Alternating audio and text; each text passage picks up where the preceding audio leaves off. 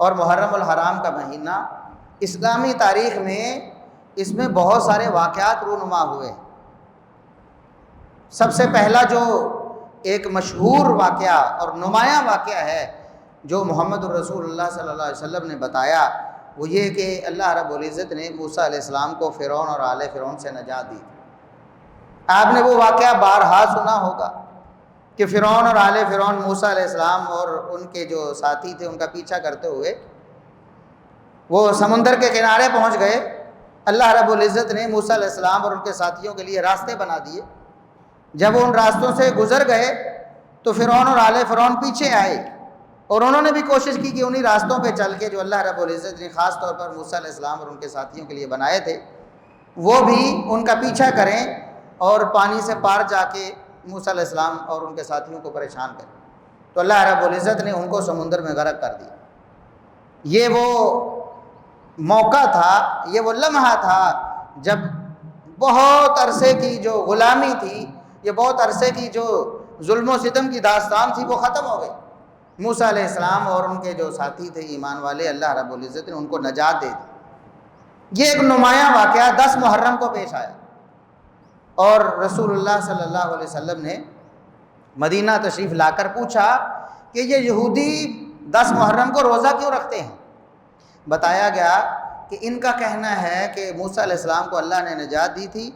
فصام موسیٰ شکرا للہ تعالی، اور موسیٰ علیہ السلام نے 10 محرم کو اللہ رب العزت کے اس نعمت پر شکر کا، جو آزادی کی نعمت ملی تھی اس پر اللہ رب العزت کا شکر ادا کرتے ہوئے 10 محرم کا روزہ رکھا تھا۔ تو اس لیے یہودی کہتے ہیں ہم بھی موسیٰ کے ماننے والے ہیں، ہم بھی روزہ رکھتے ہیں۔ محمد الرسول اللہ صلی اللہ علیہ وسلم نے فرمایا ان کو کہہ دو نحن احق بھی موسیٰ، ہم موسیٰ کے زیادہ تعلق والے ہیں،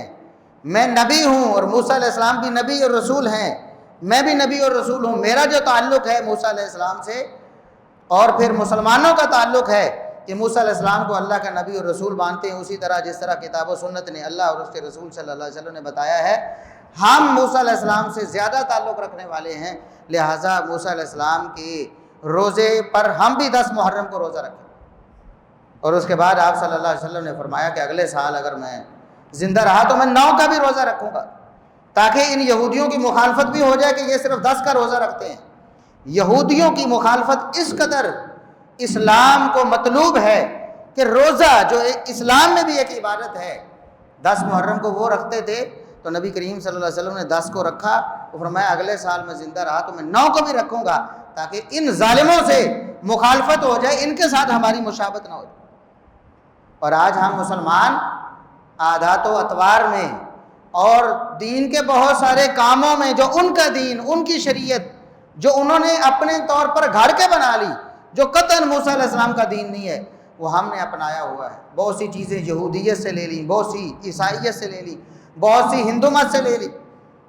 جس کو دیکھا، جو چیز دیکھی پسند آئی اس کو اختیار کر لیا۔ یہ کسی مسلمان کا شیوہ نہیں ہو سکتا۔ محمد الرسول اللہ صلی اللہ علیہ وسلم نے فرمایا من تشبہ بقوم فہو منہم، جو شخص جو مسلمان کسی قوم کی مشابہت اختیار کرتا ہے، ان کے جیسا بننے کی کوشش کرتا ہے، اس کا شمار بھی انہی میں سے ہو جاتا ہے۔ اللہ رب العزت اس کا انجام انہی کے ساتھ کر دے۔ آج ہمارے مسلمان دیوالی مناتے ہیں، بسنت مناتے ہیں، ہولی مناتے ہیں،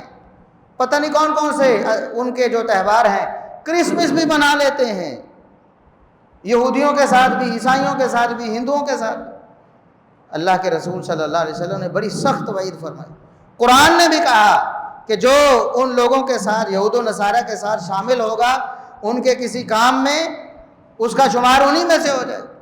ان سے محبت رکھے گا تو انہی میں سے ہو جائے گا، ان کے ساتھ قلبی تعلق رکھے گا تو انہی میں سے ہو جائے گا۔ اور محمد الرسول اللہ صلی اللہ علیہ وسلم نے فرمایا جو ان کی مشابہت اختیار کرے گا اس کا انجام انہی کے ساتھ ہو جائے گا۔ ہمارا دین ہمارا تشخص ہے، ہماری شریعت ہمارا امتیاز ہے، ہمارے امتیازی مسائل ہیں، ہمارے جینے کے اپنے انداز ہیں، ہمارے پہننے کے، ہماری شکل و صورت کے اپنے انداز ہیں، جو محمد الرسول اللہ صلی اللہ علیہ وسلم نے ہمیں دیے ہیں، ہمیں انہی کو اختیار کرنا چاہیے۔